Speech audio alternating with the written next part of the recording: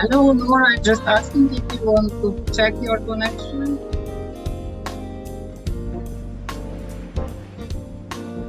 Or we just hope everything goes smoothly. But thank you for joining anyhow.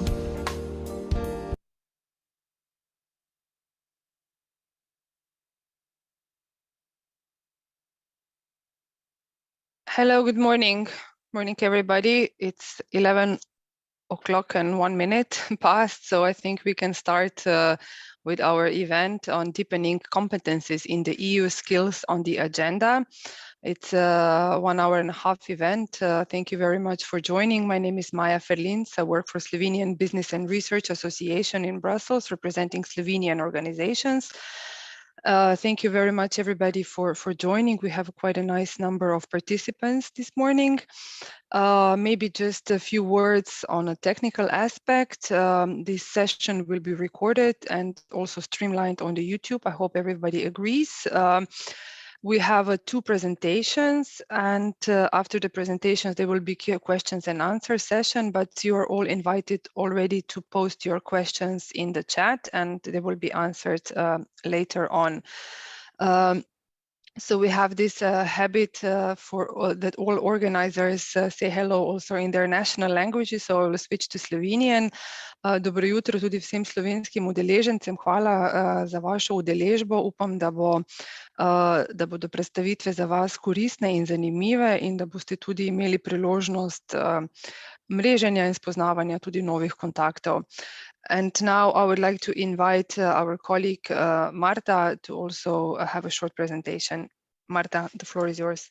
Good morning, everyone. My name is Marta Krutel, and I represent Polish National Center and Development Office in Brussels. And I would like to thank you, all of you, just to join to our webinar for so many of you today. And I wish you a very fruitful meeting. And now I switch into the Polish language. Witam bardzo serdecznie Państwa, którzy tak licznie dołączyli do dzisiejszego naszego spotkania. Nazywam się Marta Krutel i reprezentuję Biuro Narodowego Centrum Badań i Rozwoju w Brukseli i życzę Państwu owocnego spotkania. Thank you. And now it's Agota. Thank you so much, Maya, and good morning, everybody. So my name is Agota David, and I'm representing the National Research Development and Innovation Office of Hungary.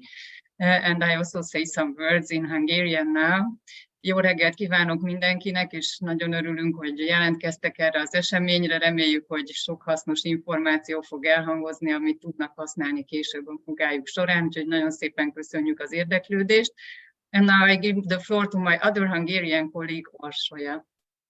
Hi, my name is Orsolya Lugmayer and I represent Eötvös Loránd University from Hungary, from Budapest. I'm a Brussels-based liaison officer and I'm really happy to welcome you here, especially my colleagues from ELTE, and I hope you get more inspiration and be more engaged about these 2 programs.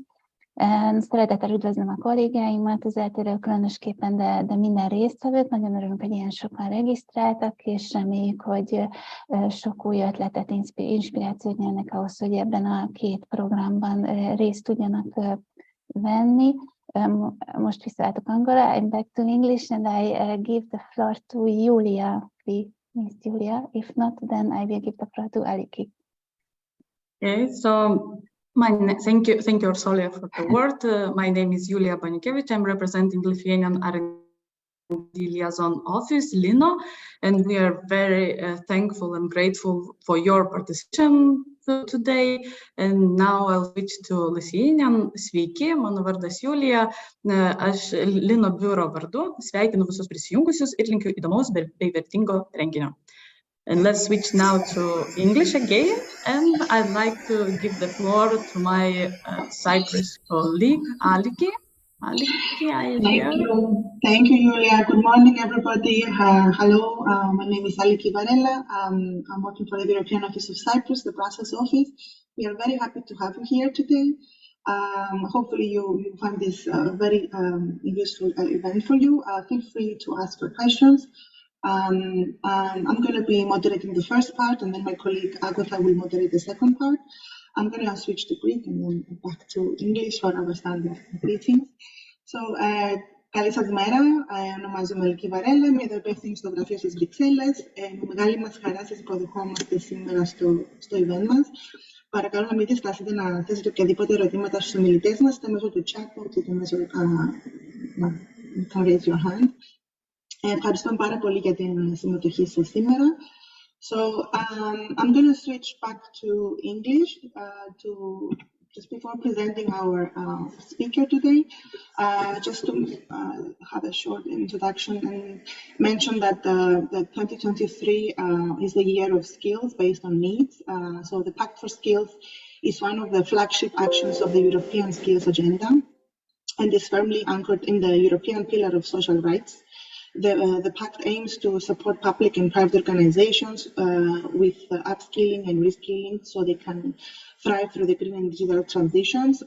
Members of the Pact have access to knowledge on upskilling and reskilling needs, advice on relevant funding, instruments to boost the skill of adults in the regions and countries, and partnership opportunities within our growing community. Large-scale and regional-scale skills partnerships are key pillars of the Pact, which enable employers and organizations to collaborate across economic sectors or geographic regions. And so today with us, to kick off the discussion, we have our speaker from the European Commission, who is Mr. Felix Ron, Policy Officer from DG Employment, that will elaborate with us further the why, the how, who is it for, and how the Pact for Skills can add further value to our work. So please, Mr. Ron, the screen is yours. And thank you so much for joining us today. With pleasure. Good morning.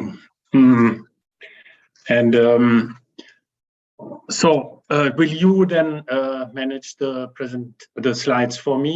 Yes. Okay. Very good. So we can already go on with the slide. The next slide, please.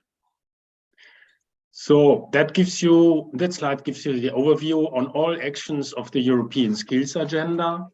And there you see, of course, also the Pact for Skills in red, and it's the first action. And its particularity is that the Pact is itself an action of the Skills Agenda, but can also be at the same time the framework to exploit the results of the other actions of the Skills Agenda. If you look, for example, at the action STEM graduates or the action recommendation on VET, this can also be implemented and exploited in a Pact partnership. You see also the four headlines: joining forces, skilling for a job, tools for lifelong learning, and unlocking investment. So this is the context of the Pact for Skills. Next slide, please. This slide shows why a Pact for Skills. We all know that our industry and business becomes more and more complex with digitalization, artificial intelligence, industry 5.0 are the words that come to mind. And so we have a pool of people which need better skills. So we have people that struggle with literacy, numeracy, and calculation, and these people must be upskilled for our highly complex economies. So there's lots to do in the future, and our commissioner, Nicolas Schmit, he uses to say we need a skills revolution. And the reply from industry is, well, yes, we want to train, we want skilled people, but we can't do it alone. And there, next slide, please. There we need partnerships, public-private partnerships for training of people of working age. And the slides gives you some examples of stakeholders that are engaged involved in training. And the Pact wants them to join forces to do something about training. to take action. And this then they do by joining the Pact in a Pact partnership that they set them up themselves, and also by putting public and private money into training action. Next slide, please. No, this we already had. Yeah, thank you very much. Okay, the Pact also is a framework to take action within industrial ecosystems. This concept, industrial ecosystem, comes from the industrial strategy of March 21, and you see all of them here. You see these green tick-offs. That means that Commissioners Breton and Schmidt, they have held roundtables to test the ground. Are the stakeholders ready to get involved in the Pact? And indeed, we have now 14 Pact partnerships. We have 2 in mobility, transport, automotive. That's why 14. And the only ecosystem where we do not have a Pact partnership yet is energy-intensive industries. But this Pact partnership, large scale, because it involves the most important stakeholders of the whole ecosystem. So in energy-intensive industries, that one will be launched in May. And all other 13 ecosystems, there we already have large-scale skills partnership under the Pact.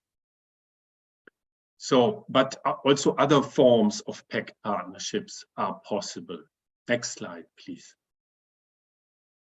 But before I, yeah, exactly. For example, regional partnerships. So we also foresee this year, 23, we foresee reinforced action to encourage regions to form regional partnerships and join the Pact with commitments for up and reskilling.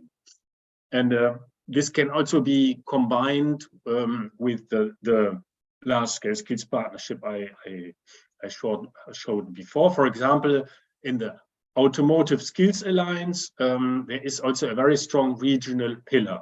But we also have, for example, the Lombardy region in Italy joined the Pact as a regional alliance. So it's just Lombardy region.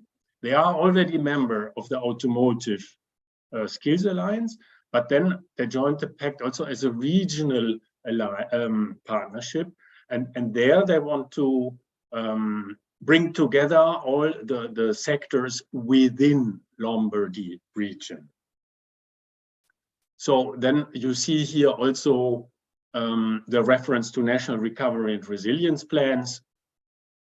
We have written guidance for member states when they started to draft their national plans, what they could put in the skills chapter. And so member states have taken this up, partly at least. So also under the national recovery and resilience plans, there are actions that are can be also implemented by Pact partnerships. Then you see here also the COVEs, the Centers of Vocational Excellence, and Erasmus Action.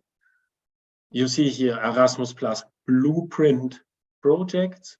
So the results of those, because these actions are ongoing already, there are quite a lot of projects. So a Pact partnership can also base itself on a blueprint alliance under Erasmus Plus and exploit the results of such a skills development project in the large-scale skills partnership under the Pact.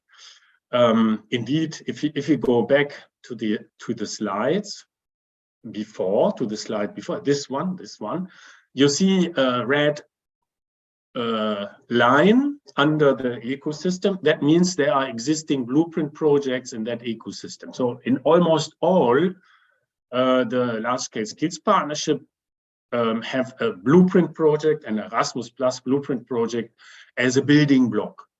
and they confirm it's very useful for their partnership. Now we go again to the next slide and next slide. So here I give you the overview, first of all, of forms of partnerships. So you can read here large-scale partnerships. I talked about it already. They are ecosystem-based and have blueprints as building blocks. Then partnerships, national partnerships, regional partnerships, or local partnerships can also join the Pact. For example, there are networks, Eurocities, and Intelligent Cities Challenge. That could be a starting point for a Pact partnership.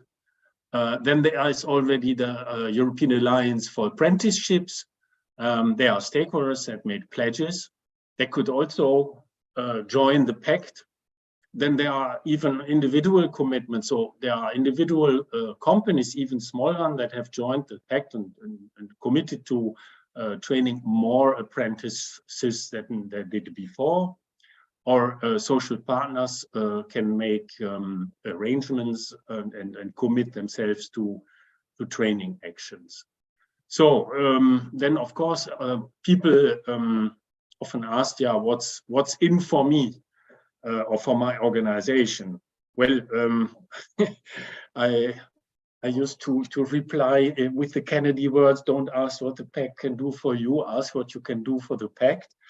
But there is also support available from the EU. We have a contractor that is giving support services to members of the Pact for Skills.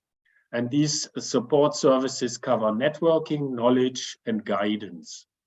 And in the boxes, you can you can see some examples what kind of services members can receive under networking and what kind of service under knowledge and guidance and resources, etc. I'm not reading that out now. And this is already ongoing. And yeah, at the end of my presentation, anyway, you will have the web page address to the Pact, where you can then surf a little bit and see what is available.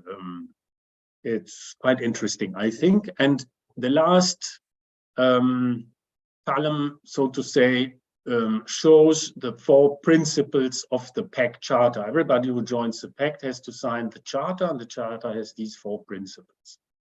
And of course, we want the organizations or partnerships to join the Pact with commitments, not just by signing the Charter. Next slide, please. Here, this slide shows inspiring commitments. So this you can read out for yourself, because you will receive, of course, the presentation. Yes, you will receive the presentation. So again, we just show the slide. I'm not reading that out. And so you can get a flavor of what kind of commitments the ecosystem-based, stop. Here we have the support services, what they offer. So there is quite a good offer. So next slide. That went a little bit quickly. Yeah, we just go slowly over it. I'm not again reading this out. And here is a kind of procedure how to start. Exactly what we like to underline is the most important is not how many. No, can you go back, please? It is, yeah. The most important for a Pact partnership is not the number of members, but the commitment, the ownership of the stakeholders. This is important, that they want to do something and join the Pact with these actions. Yeah, and then of course you have to share a vision. What do you want to do? What are our challenges? What are our objectives? Next slide, please. Next, yeah, here the slide is how to define commitments.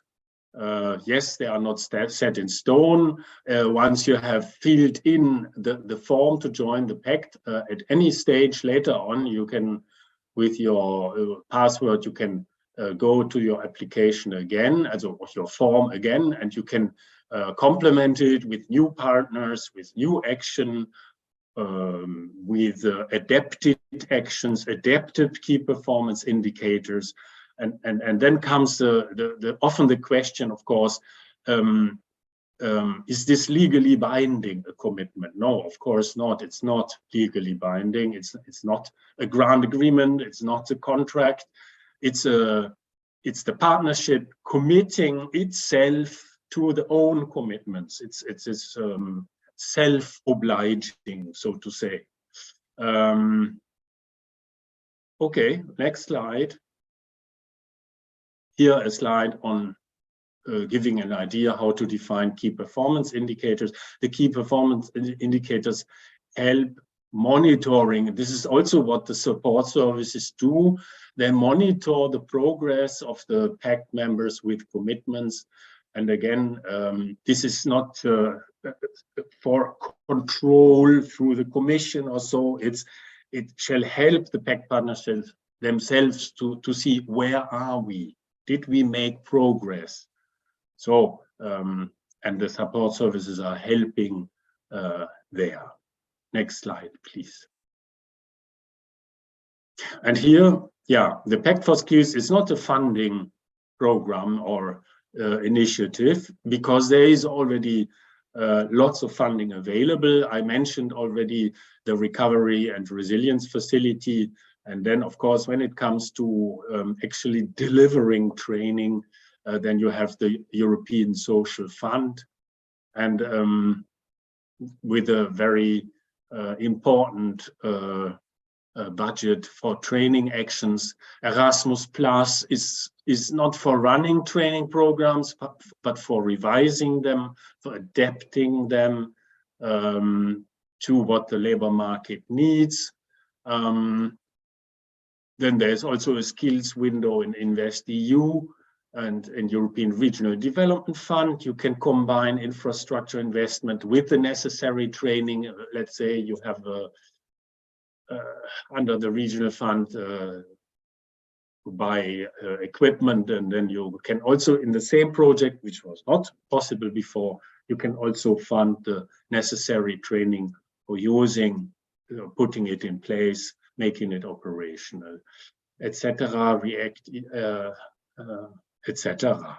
There are many programs, and on the Pact for Skills website, we have also an online tool for funding opportunities, and this goes down even to, I think, if I'm not mistaken, to NUTS 3 level. So it's a quite complete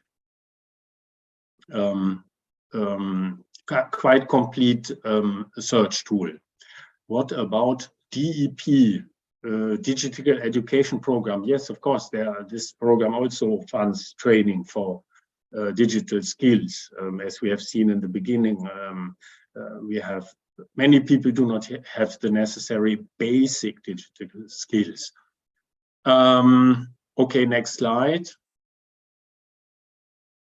Yes, and important also to say, I mentioned it already, but do not just look for EU funding. I mean, there's also national funding available, public funds available, private funds. That the European funds should be just kicking off further investment, which is then public and private, and within public and private partnerships that have joined the Pact. Okay, I think we are at the end. Next slide. Indeed, we are at the end. And here you have the address to the Pact for Skills website, and also the link how to join. With that, I'm at the end, and of course yeah, thank you, Ms. Varela. I'm available for, I hear now. Yes, no, noise. it's okay. No, now we hear you fantastic. Well, Yeah. Thank you so much for the presentation. We are going to accept questions if there are any, let's say, burning questions now. Otherwise, we can address them at the end, which is a dedicated section for that. So please, I like the interaction that immediately someone posed a question in the chat. So if you have any burning questions now for our speaker. Yes. Okay, we have one in the chat.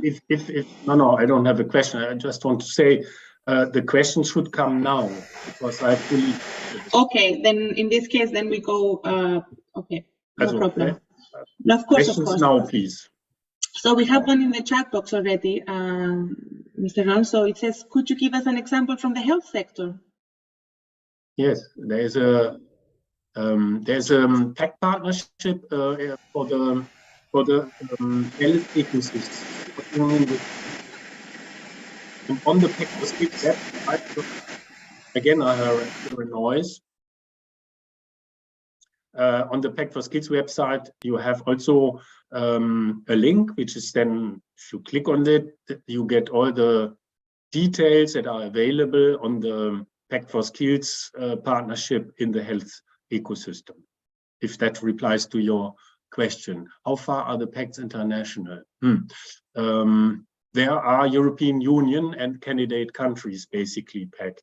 So, for example, United Kingdom is not, Norway is in, for example, because European Economic Area, but for example, United Kingdom is not covered by the Pact. Whatever. Ukraine is a candidate country.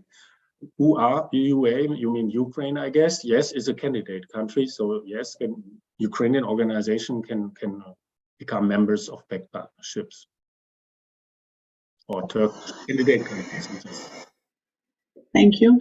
Do we have any more questions for our speaker?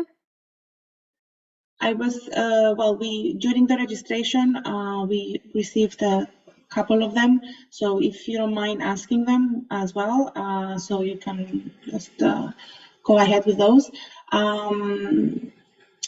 It says here how to measure the. Can you hear me? Okay, sorry. I think I have a problem with my connection, but doesn't matter. How to measure the growth of competence in acquiring new skills in a different way than pre-test and post-test? Sorry, can you repeat that slowly? I can actually write it on the chat box. 1 second. I can copy paste. In the meantime, I can answer the question. I cannot answer the question because I do not know why there are no Pact members in Norway. But maybe there will be Pact members from Norway in the future. How to measure the growth of competence in acquiring new skills in a different way than pre-test and post-test? That's a good question.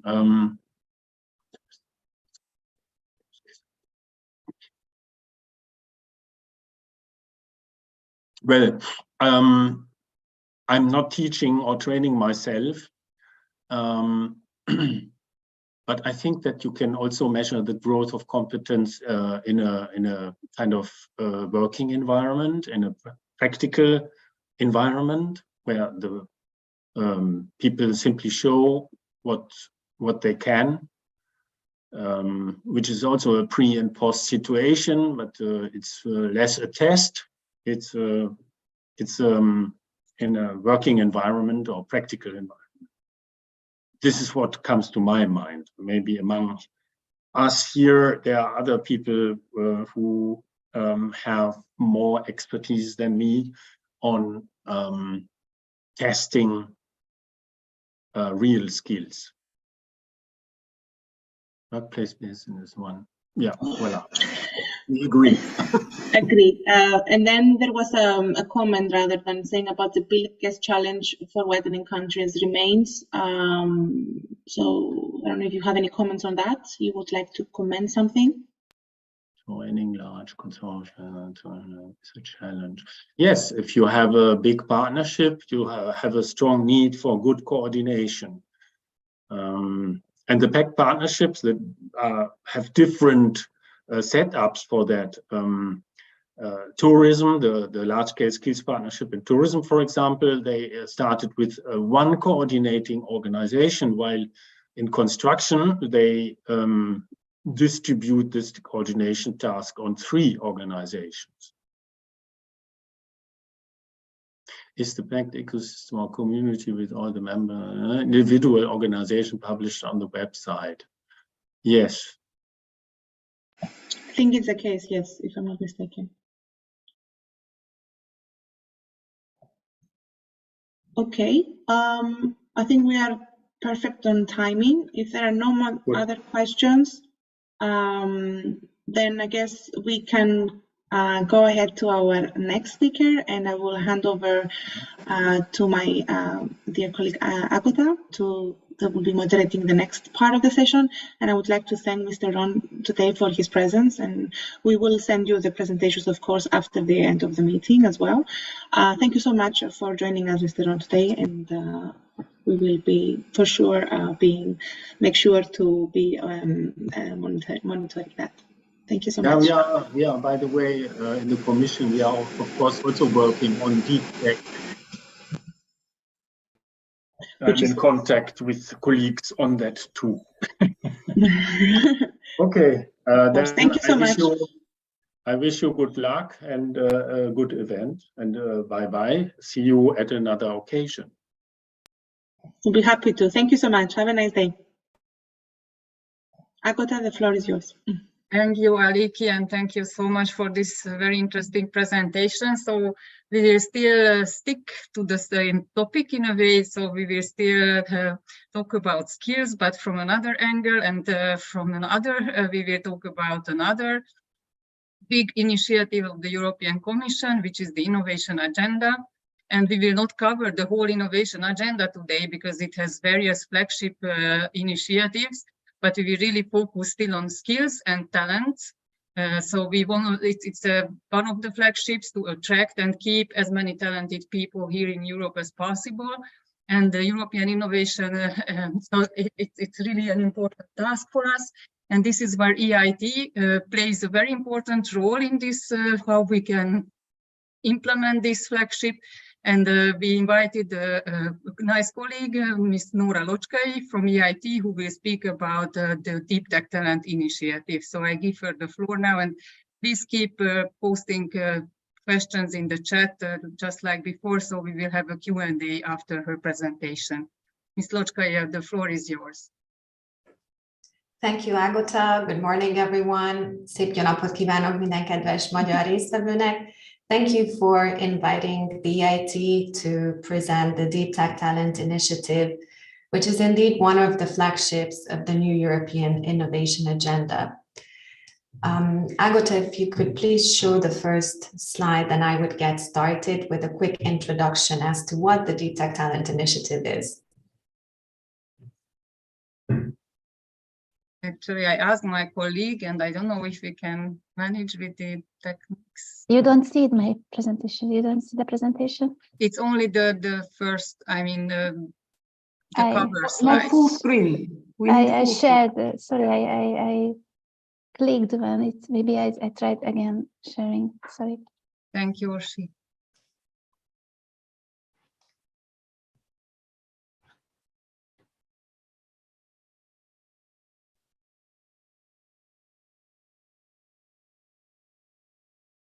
So can you see now? This is the first slide, and then... Yes, but not full screen, Ursolia. I put it full screen. Can you make it to, then just try it again, like, you know, to choose the I already full tried screen. again. It's full screen in my screen, so then just wait a minute. No, you don't see, then I start again. Sorry for this. This happens. This is always the case with technology. Okay, but now we Perfect. see. This is great. And now we could see another. Can you now? Yes, great. So it's okay now. Thank you. Yes, so sorry for this. Thank you so much. I think there was just a delay with Zoom as you were sharing it. So going back to the topic of the EIT Deep Tech Talent Initiative, the new European Innovation Agenda, as you know, was launched last year in July, and the EIT is contributing to several flagship actions, but today we would like to present the Deep Tech Talent Initiative, where the EIT is taking a leading role in the implementation. What is the goal of the initiative? It has a very ambitious target of skilling, upskilling, and reskilling 1 million people to create a European talent pool in deep tech by 2025. So the official launch of the initiative was in January this year, and the goal of training 1 million people will have to be achieved by 2025. How will this program be implemented? The idea is to develop, scale up, and disseminate Europe-wide talent and skills development programs in deep tech. More specifically, the EIT and its knowledge and innovation communities will offer courses in deep tech areas, and in addition, there will be calls for proposals available for stakeholders to develop new deep tech courses and curricula. Two are mentioned here on this slide. The first one is the Higher Education Initiative's last call, which was closed on the 28th of February, which had a specific deep tech focus this year. And the other upcoming call is a Deep Tech Talent Initiative specific one, which will be launched in Q2 this year. So that is something to still watch out for. In addition to the courses and the funding that the EIT offers to skill new talent in deep tech areas, the EIT is also seeking to join forces with other organizations who can contribute to the goal of 1 million talents by offering training resources through the Pledge for Deep Tech Talents. We have so far received about 350 expressions of interest from partners to join this initiative. So the feedback has been quite vivid so far. The goal is to offer courses for high schoolers, university students, and adult professionals. And all the courses that are offered by the EIT community or by Pledge members and that are publicly available for registration will be displayed on the Deep Tech platform, which will essentially be a pan-European gateway for deep tech courses and educational initiatives. Next slide, please. Before I move on to the technical details, it's important to talk a bit about deep tech and what is considered deep tech as part of the initiative. So for the purpose of the initiative, we have created a non-inclusive list of deep tech areas. As deep tech includes emerging fields, it is of course not possible to create an exhaustive list of all the subsectors, but some of the sectors included are the ones that you can see listed here. Deep tech in general is used to refer to organizations that tackle deep societal challenges with the help of technology and science. One of the unique features of deep tech, which will define the next wave of innovation that is to come, is that this sort of innovation requires lengthy research and development processes and large capital investment before commercialization. As in the case of deep tech, we're talking about a rapidly and constantly evolving field. We created the list of definitions with flexibility in mind. So there is a dedicated presentation on the definitions that I can share with you via email after this meeting, where you can find more information about the subsectors. However, the EIT's quality assurance team is flexible to include other areas as well. Next slide, please. The Deep Tech Pledge was launched by Commissioner Maria Gabriel last year on the 11th of October at the EIT Summit, which is the annual event of the EIT. As I mentioned before, as part of the Deep Tech Talent Initiative, the EIT will not only offer courses and funding in deep tech education and skills development, but the EIT is also aiming at creating a powerful alliance of public and private organizations who can contribute to training Europe's deep tech talent pool, and by doing so battle the skills gap in deep tech areas in Europe. Pledge members, for instance, may offer courses or other training resources in deep tech, which will be then added to the initiative's offer. In exchange, the pledge offers certain services and benefits for the pledge members, which will be accessible through the deep tech platform that I have more information to share about on the next slide.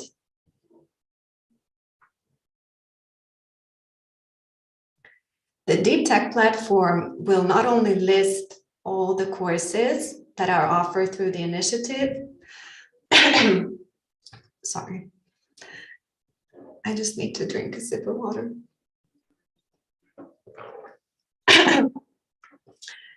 So the platform will not only list all the courses, but it will also offer certain services to the partners,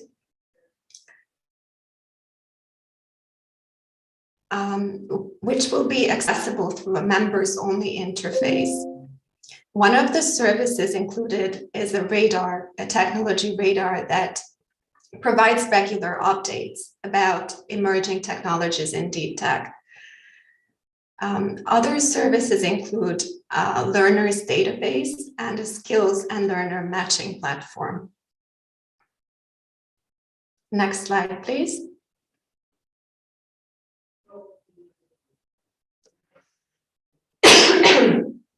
On this slide, you can see how all the stakeholders who will participate in the implementation of the Deep Tech Talent Initiative. So the EIT and its knowledge and innovation communities are offering the trainings, the calls for proposals as funding.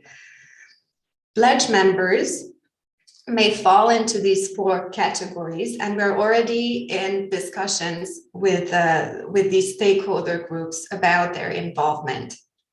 Education and training institutions, for instance, universities, may offer courses, they might develop new one or they might pledge existing courses in deep tech to the initiative, which will be then displayed on the website and will be accessible on this Europe-wide platform. We are expecting similar contribution from companies and enterprise associations. So they might offer trainings for their employees or for future employees that they might want to attract. Financing partners may contribute with grants, with calls for proposals, with traineeship schemes. And then we have member states and institutional partners that include all public organizations, national or EU level organizations who are interested in deep tech skills development and may seek to join forces with the EIT on the Deep Tech Talent Initiative. Next slide, please. In order to qualify for the initiative, there are certain minimal requirements set for training programs. One is a proven deep tech subsector focus as per the definitions material that I will be able to share with you after the meeting via email. In addition, there is an expectation that the total duration of the training program should be equal to at least 2 ECTSs, that is about 50 to 60 hours of learning and studying combined. So this 50 to 60 hours includes the guided learning, the course material, but also the independent coursework that the student has to carry out. Those who offer courses under the DTAC Talent Initiative need to issue a certificate of achievement once the enrolled person finishes the course. And last but not least, but I think this is self-explanatory, all courses should refrain from copyright infringement or the use of protected intellectual property. So these are the minimal requirements. And yes, I would like to move to the next slide, which is taking a more nuanced look at the member state level stakeholders. So those organizations, national innovation and research offices, for instance, or ministries that are interested in joining the pledge.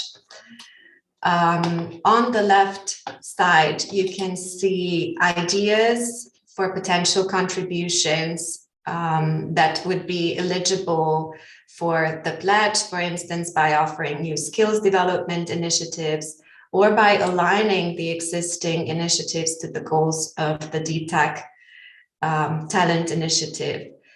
Member state level public organizations may also join by offering funding, for instance, within their own national ecosystem for their ecosystem partners to train talents in DTAC areas. And of course, they are highly prioritized partners because they can disseminate information and mobilize their own ecosystem. So their very important contribution might be to put the EIT in contact with those national organizations who are already interested in DTAC or who plan to launch initiatives, training programs, traineeship schemes, and so on in DTAC fields. And what do pledging organizations may get as a benefit through the pledge membership? First of all, by becoming part of the first European Knowledge Hub in DTAC education, they might tap into the knowledge sharing and networking opportunities that will be offered through annual events, both online and offline. They may benefit from the services that I briefly mentioned, and they may find out first about the relevant funding calls that will run throughout the duration of the initiative. Next slide, please.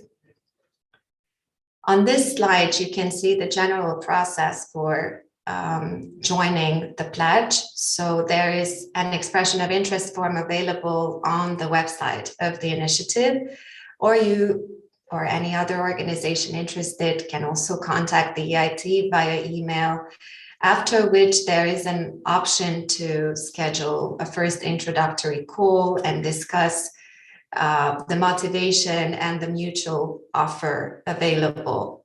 And if there is an interest to pursue the partnership, then the next step is to sign a pledging document.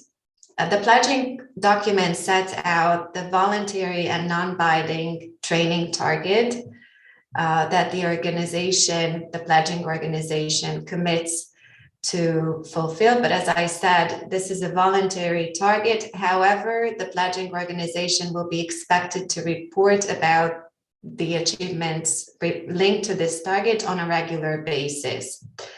And once the signature takes place, the pledger organization can share the details of the courses offered, which are then examined by the quality assurance team to make sure that they fulfill the minimal requirements that I shared with you earlier.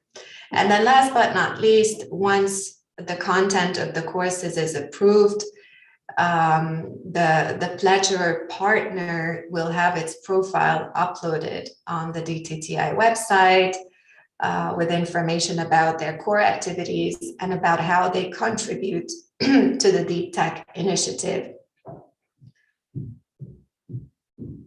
This is what I wanted to share with you as an introduction to the DTAC Talent Initiative. And I will share the supporting document as well that can be circulated at a later stage. This will not be needed for now, but it's included in the presentation so that you can see the other New European Innovation Agenda related programs where the EIT is a contributor. If you have any questions, please feel free to ask them now, or you can also reach out to me via email. Thank you. Thank you so much, Nora. I really enjoyed your presentation. It was very much concrete, and actually when I took some notes of what I will ask you, more or less responded to it with the next slide. But I still have some questions, and as long as other colleagues might write their questions into the chat. So I'm just wondering, and first of all, thank you very much for sending both this presentation and also this additional information to us, because I think it's very much interesting for the whole group. But I'm wondering, so as far as I could understand, there are these services, but the services are only available for these pledging partners.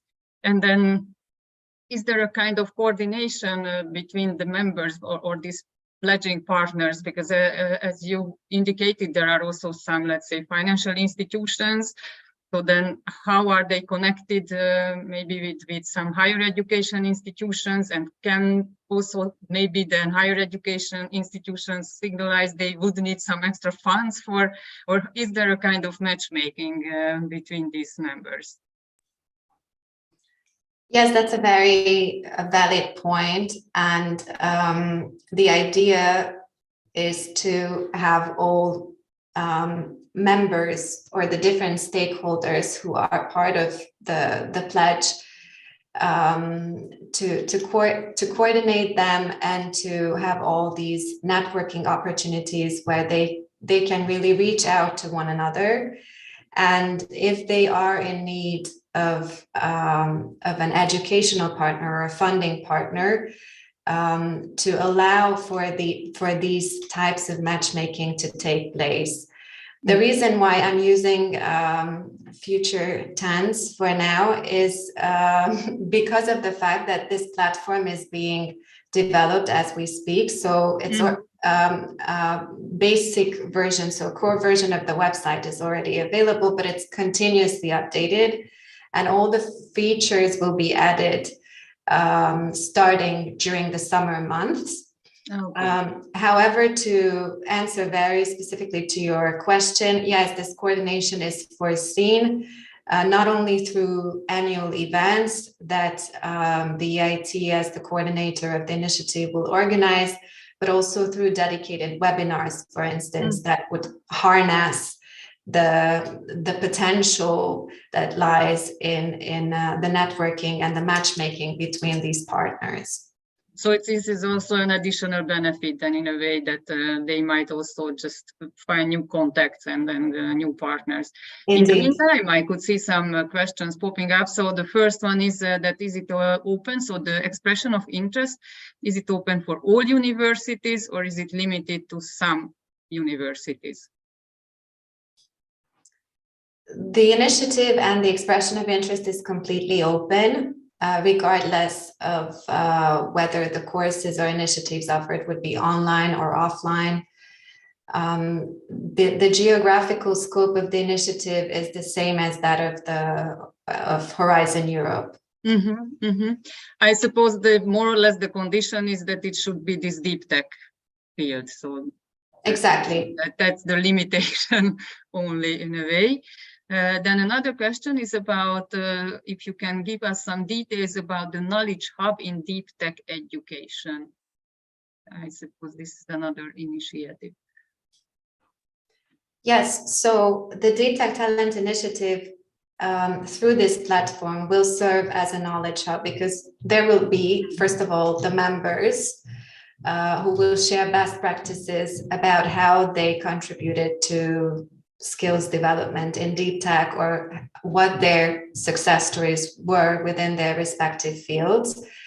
There will be this networking feature that you mentioned. And in addition, there will be the services, one of which is the technology radar, which provides a continuous update about deep tech educational trends, new initiatives, bringing together all the knowledge that is already out there, but currently lacks coordination.